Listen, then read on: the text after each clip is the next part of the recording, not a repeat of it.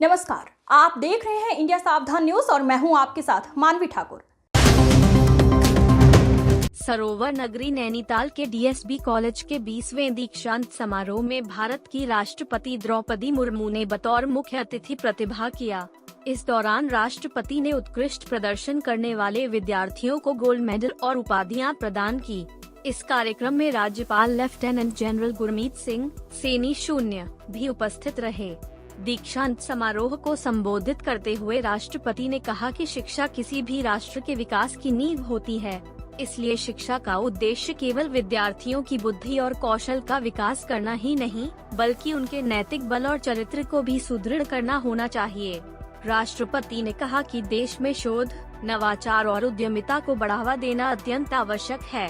उन्हें यह जानकर प्रसन्नता हुई कि कुमाऊं विश्वविद्यालय शिक्षा, अनुसंधान और नवाचार में उत्कृष्टता के प्रति समर्पित है।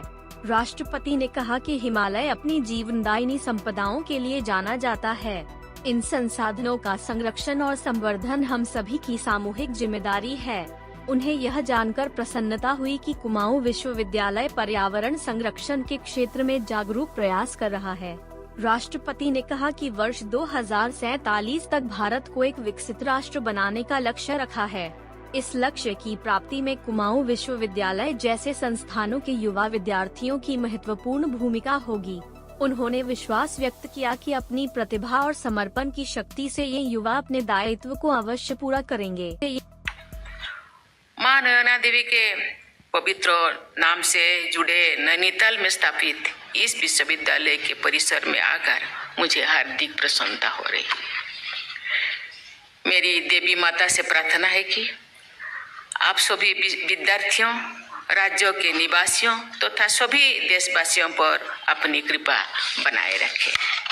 प्रिय विद्यार्थियों, आप सब जीवन में खूब प्रगति करें और राज्य तथा देश का गौरव बढ़ाएं।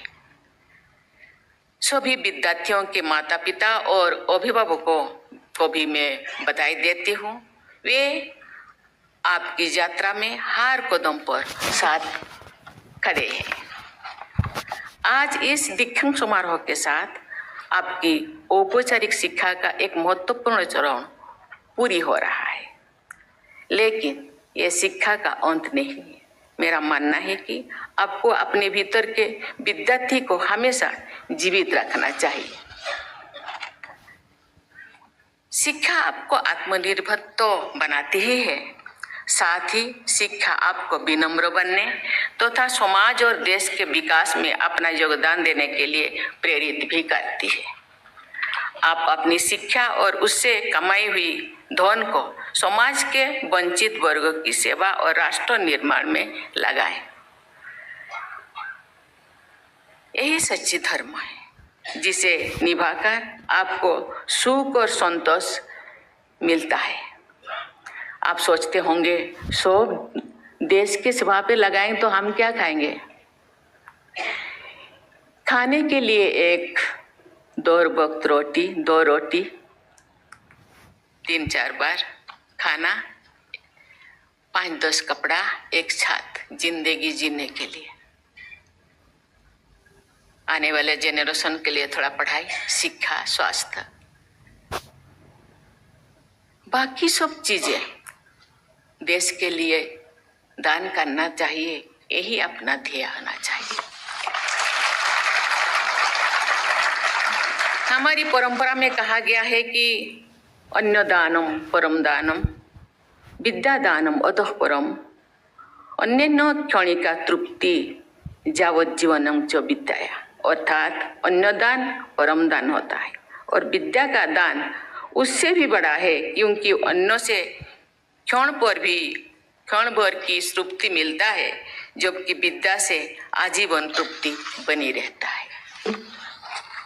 शिक्षा किसी भी देश के विकास की आधारशिला होती है, इसीलिए शिक्षा ऐसे होने चाहिए जो विद्यार्थियों में बौद्धिकता और कौशल का तो विकास करे ही, साथ ही उसके नैतिक बल और चरित्र बल को भी मजबूत बनाए।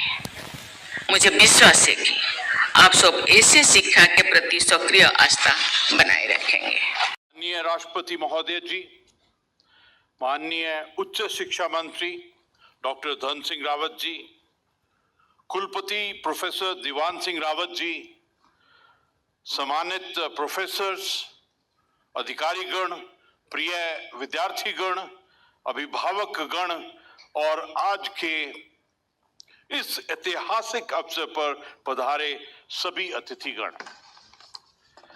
आज का यह अवसर हम सभी के लिए अत्यंत गौरव और आनंद का क्षण है कि इस दीक्षांत समारोह में हमें माननीय राष्ट्रपति महोदय का सानिध्य और मार्गदर्शन प्राप्त हो रहा है। मैं देवभूमि उत्तराखंड में पूरे प्रदेशवासियों की ओर से आपका हार्दिक अभिनंदन और स्वागत करता हूं। आज का यह समारोह केवल उपाधियों का वितरण नहीं, बल्कि यह उस शैक्षणिक यात्रा का उत्सव है जिसमें विद्यार्थियों ने परिश्रम, अनुशासन और निरंतरता का परिचय दिया है। यह वह क्षण है जब ज्ञान जिम्मेदारी में रूपांतरित होता है और विद्यार्थी अपने अर्जित ज्ञान एवं मूल्यों के साथ समाज एवं राष्ट्र के निर्माण में योगदान देने के लिए आगे बढ़ता है। प्रिय विद्यार्थियों, आपके हाथों में जो उपाधि है वह केवल एक दस्तावेज नहीं, बल्कि आपकी मेहनत, लगन और सपनों की पहचान है। यह आपके जीवन की वह पूंजी है जो आप